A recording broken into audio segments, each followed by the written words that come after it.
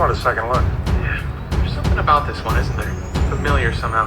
We think we're stuck in a specific fragment in time, and we've been repeating that same fragment over and over again. But the flirting's over, Sherlock. Daddy's had enough now.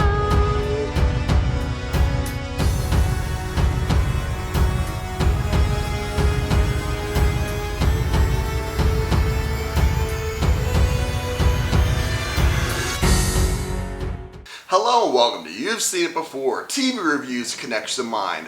Stranger Things Season 4 has dropped the last 2 episodes of its season in Volume 2 here.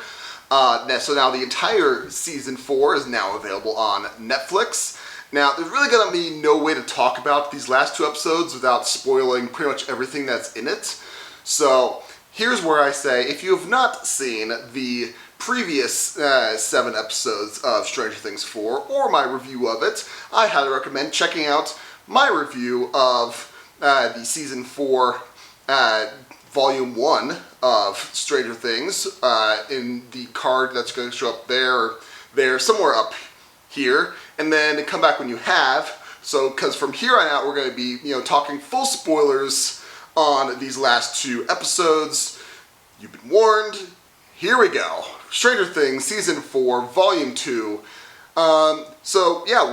This pretty much picked up right where we left off, unsurprisingly, where everything picked off. The plan is set in motion to trap Vecna and, kill him if they can, and save Hawkins, and also for Mike and his group of friends to rescue Eleven from her confinement with Brenner.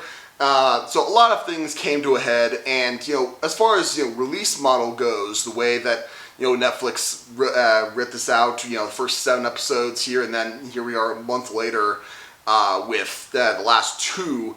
I would say the way these episodes played out, does that release model make it worth it? I would say yes and no. Yes, I'm glad that they made us wait for this, because I think things were kind of getting a little bit hectic, especially near that last episode, episode 7.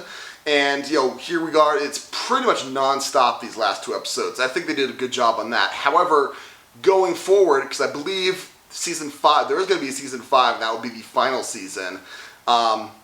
If Netflix wants to do a new release model on that, I would say, do it kind of, I think they're still kind of experimenting with how they want to release things in this world where, weekly release models are actually, have been proven to be more effective than just the binge model for a lot of things. And I would say probably the smarter move, depending on how many episodes for Season 5 is going to be, maybe release it, 2 or 3 episodes in a week, or every 2 weeks or something, 3 episodes, and then another 3, another 2 or 3, another 2 or 3.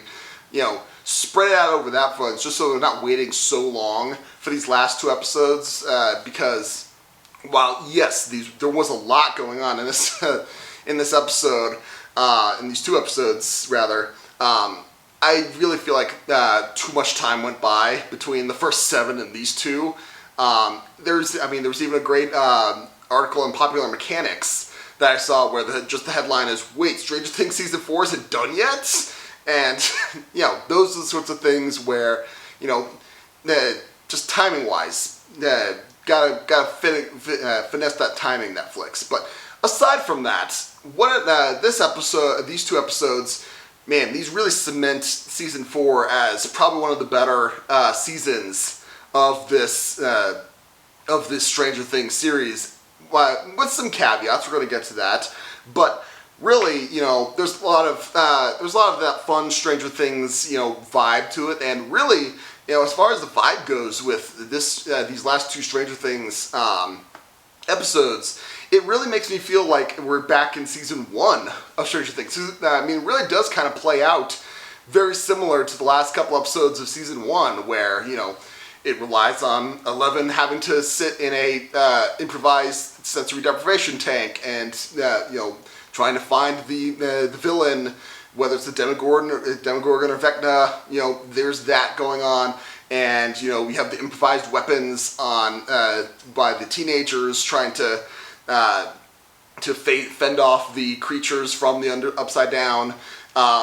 This kind of vibe, very reminiscent of season 1 with this. However, I think that's what I said in my review of the first 7 episodes, is at this point, you know the vibe, you know the tropes that Stranger Things does in this series, and if you love them like I do, you're going to get exactly what you're going to do from those tropes, and it's going to be a good time. It's a good time here. You do a lot of good things with those tropes, and they do work. Again, there's nothing new under the sun, but that doesn't mean that you can't have fun with that nothing new. And this is a prime example of that. There's some great, I feel like a lot of character growth happened in the first 7 episodes, which means if you only saw these last 2 episodes in a vacuum, it would seem like not a whole lot actually happens character-wise. But aside from probably, Steve and Nancy, which let me tell you, that will they, won't they of Steve and Nancy at this point, there's the point of the will they, won't they trope where, it starts out, cute and, they're going to do it, and then it drags on too long, and it's like, you get frustrated with it. It's like, all right, just do it already, or just call it off, just do something. And we're rapidly approaching that point with Steve and Nancy, in my opinion. And, again, season 5, if they don't resolve that satisfactorily, again, satisfactory will be different to a lot of different people, but in my mind, Steve and Nancy, they're basically saying, they're screaming to be together at this point, and in my mind, if they don't get together by season 5, then what was the point of this whole will they, won't they? So, aside from Steve and Nancy's thing, there really isn't a lot of character development per se in these last 2 episodes, but I think that's not necessarily the point. The point of these last 2 episodes is a lot of action, and this gets a lot of action in spades, and it has a lot more variety in the action than I thought there would be, because you got it over 3 separate locations here. You got the action in Russia with the prison. You got it in the place in Nevada or whatever with and then finally in getting the sensory deprivation thing going on. You have 2 things in the Upside Down. One is the physical Upside Down with trying to navigate the house and its various vines, and the trailer park in the Upside Down with the bats. And then there's the mental Upside Down with Vecna, Max, and Eleven all battling in a mental space in there. Kind of very Inception-like, the very many layers of the Upside Down at that point. And finally, you got all the stuff in Hawkins as well, that stuff going on. So there's a lot of very varied action in this, and I think it pretty much works across the board.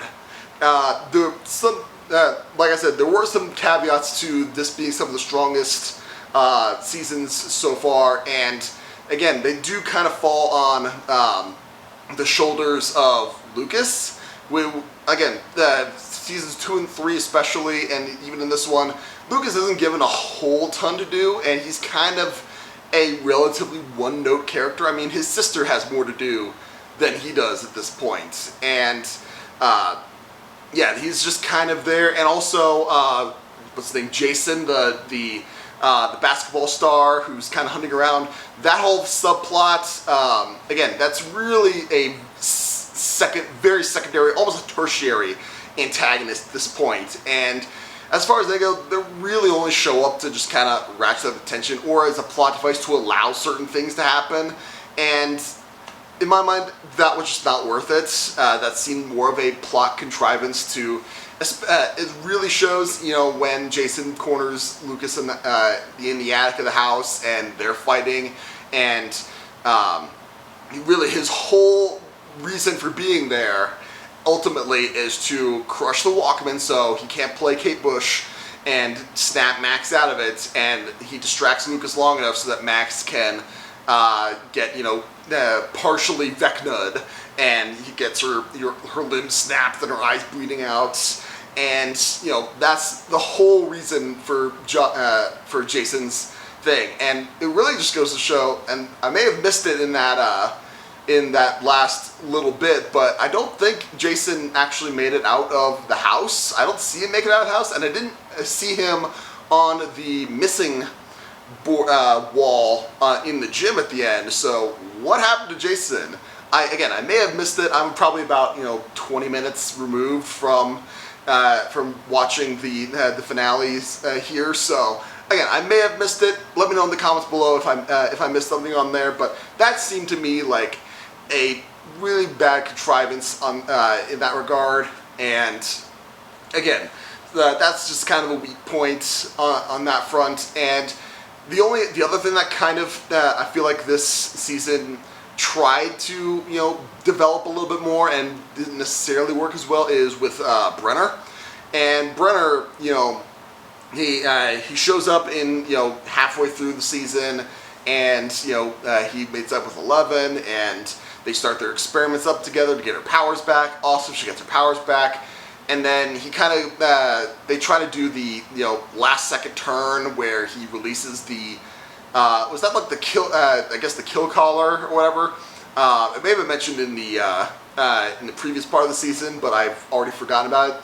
See, again, Netflix, you forget certain things that aren't covered in that recap that you do even in the beginning of episode 8. So that collar was put on her, and then it gets released maybe 10 minutes later and really did nothing. So, and they kind of played it as the big character growth for 11, where she says goodbye Papa, but really she kind of said goodbye to Papa a couple times at this point. So that for me didn't play as well as I think it should have, or at least they intended to. But again, overall, I would say the heart of these last 2 episodes are the action set pieces and the payoff that we get with setting things up, the moving the pieces together for the final showdown, which is going to be in season 5.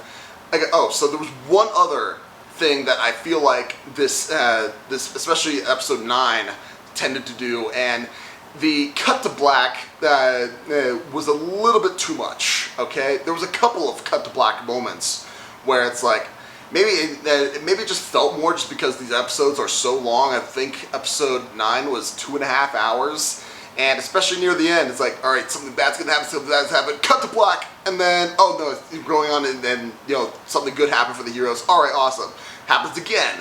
All right, cut to black. Oh, we're gonna end it here. No, we're gonna keep going. Okay, no, right. I think it happens 3, maybe 4 times in this, especially near the end of episode 9. I'm like, are we Return of the King all of a sudden? Like, stop it. Just, no. And I'm just, that felt a little annoying, especially, sit in a binge watch sort of thing, even for these last 2 episodes. I mean, combined, I think these 2 episodes are 5 hours long, so, 6 episodes of a traditional, like network hour, 45-minute show, and that's a lot. So, if you're gonna binge this later on, all 9, you're gonna have to break this season up a bit. So, again, overall, this season, especially, all right, I'm gonna grade these last 2 episodes on their own, and then I'm gonna grade them in relation to the previous 7 episodes, so the season as a whole. So these last 2 episodes, Stranger Things season 4, volume 2. These 2 episodes, they did give exactly what I think the audience needs for the payoff of the action, setting the stakes for the final season, and reuniting characters that have been separated this whole time, this whole season. So on that front, I would say the last 2 episodes, if I was going to give them a letter grade, I would say they are an A-. The things that I mentioned that were kind of dragging it down, they do drag it down. However, not enough to drag it so far down that I can't recommend these 2 episodes, because they are they are a good time, given that Stranger Things trope joy that we can have for that. And as a whole, Stranger Things season 4, first 7 plus these 2, I would say this season definitely is an A. Not an A+, because again, those negatives, even from these 2 episodes, they were there, even all the way up to back to the first episode.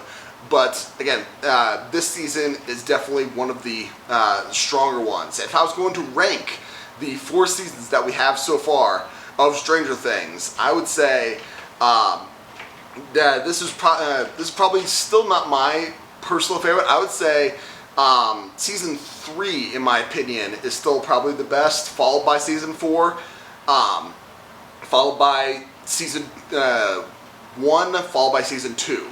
But on a scale like that, it sounds like 2 is I'm making it out to be absolute trash. But really, percentage-wise rankings, I would say they're all relatively close to each other. So those are my rankings on this. Some things that I noticed in these last 2 episodes that seemed familiar to me and may seem familiar to you.